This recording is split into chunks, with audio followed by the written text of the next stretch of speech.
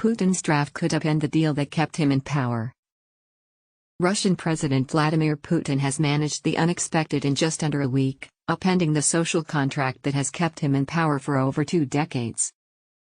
Putin's deal with the Russian electorate has long been that they would stay out of politics and he would guarantee a modicum of stability, which seemed to be the bargain on offer when Putin launched his full-scale invasion of Ukraine on February 24.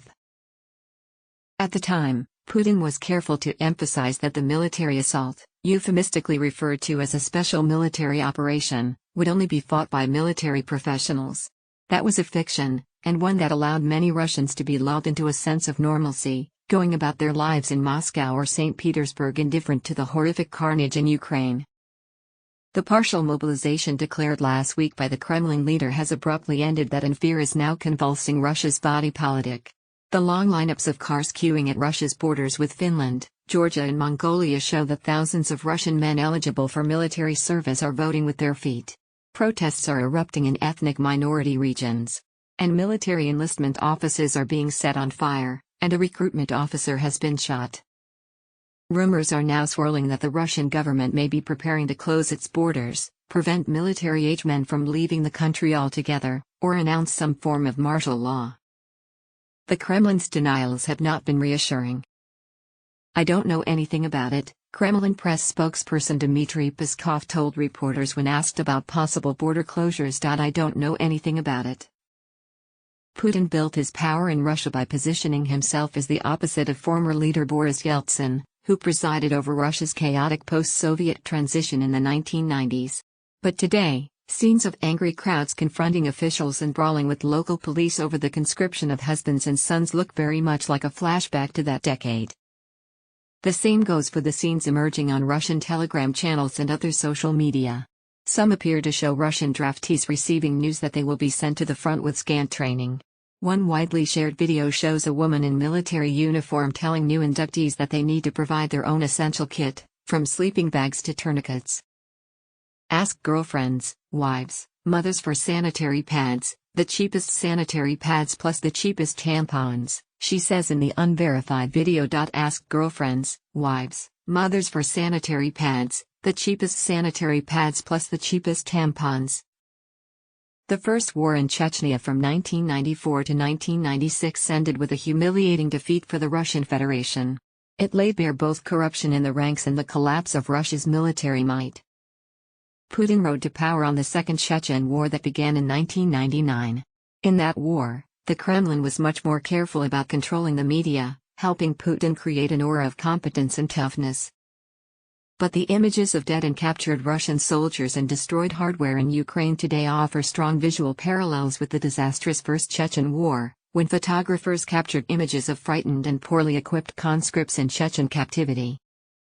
Putin presided over a professionalization of the Russian military that was supposed to reduce the use of conscripts in favor of contract service. There's a reason for this. Treatment of draftees in the Russian military is traditionally brutal, and activist groups such as the Committee of Soldiers' Mothers mobilized during the Chechen Wars to help provide legal advice to conscripts. Russian mothers famously organized to retrieve their sons who had been taken prisoner by the Chechens and often challenged the authorities over their treatment of soldiers. Recent protests against Putin's partial mobilization are a reminder that the draft remains a third rail in Russian political life. In heated protests against the mobilization Sunday in Makhachkala, the regional capital of the North Caucasus region of Dagestan, women were captured in social media videos confronting police, saying, "Why are you taking our children? Who attacked who? It's Russia that attacked Ukraine." That explains why Putin's most ardent propagandists are also channeling some of the public rage over what appears to be a dragnet by local officials, with officials issuing call-up papers to medically disqualified men and banging on doors to meet apparent quotas.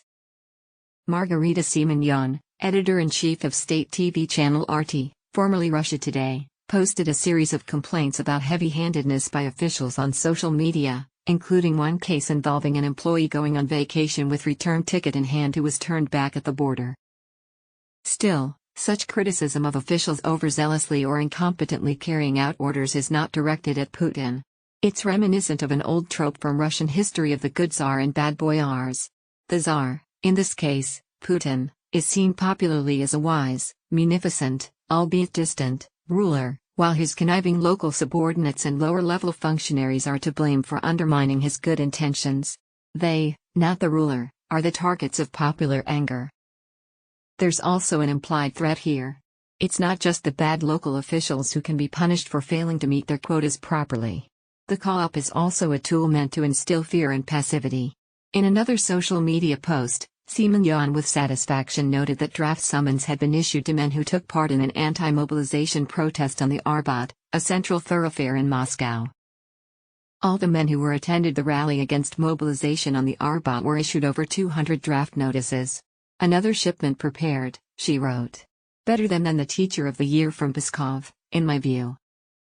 Competently carried out or not, the partial mobilization may be one of Putin's riskiest moves to date. And while his grip on power remains strong, he is pulling on a foundation block of Russia's Jenga puzzle.